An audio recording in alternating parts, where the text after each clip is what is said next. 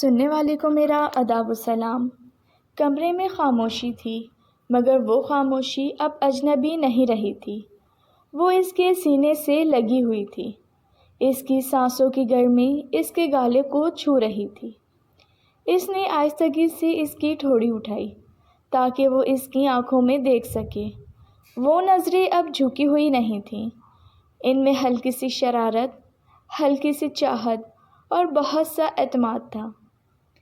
اتنا قریب کبھی کسی کو آنے نہیں دیا، اس نے دھیمی آواز میں کہا۔ وہ مسکرایا۔ اب کبھی دور بھی نہیں جانے دو گی؟ اس نے اس کے ہاتھوں کو اپنے کمر کے گرد محسوس کیا۔ اس لمس میں جلد بازی نہیں تھی، بس شدت تھی، اپنایت تھی۔ وہ اور قریب ہوئی، دلوں کی دھڑکنیں اب واضح سنائی دے رہی تھیں۔ اس نے آہستگی سے اس کے بال ایک طرف کیے اور اس کی گردن کے قریب لب رکھ دیے۔ وہ لمحہ بجلی کی طرح اس کے وجود میں دوڑ گیا۔ اس کی انگلیاں بے اختیار اس کے کندھوں کو تھام گئیں۔ آپ، وہ آدھے الفاظ کہہ کر رک گئی۔ ہم، اس نے اس بات مکمل کی۔ روشنی مدھم تھی، جذبات روشن، ہر لمح جیسے وعدہ ہو، ہر سانس جیسے اعتراف۔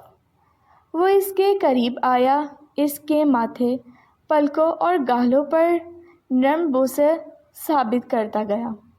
وہ اس کے بازو میں سمٹتی چلی گئی۔ اس کی سانسیں اور سانسوں کی بے ترتیبی اس رات کی موسیقی بن گئی۔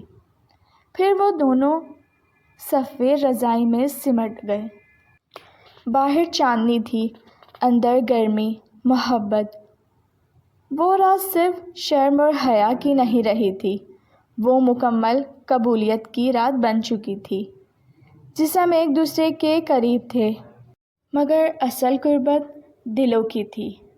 اور جب رات گہری ہوتی گئی تو دو دل ایک ہی خواب میں ڈھل گئے۔ اس رات کی آخری سرگوشی بس اتنی تھی، ہمیشہ ایسے ہی رہنا میرے قریب۔ اگر آپ کو یہ کہانی پسند آئی ہو تو پلیز ناول نائٹ کو سبسکرائب کیجیے۔ بہت جلد آ رہا ہے اس کا پارٹ 3۔ اجازت دیجیے، اللہ حافظ۔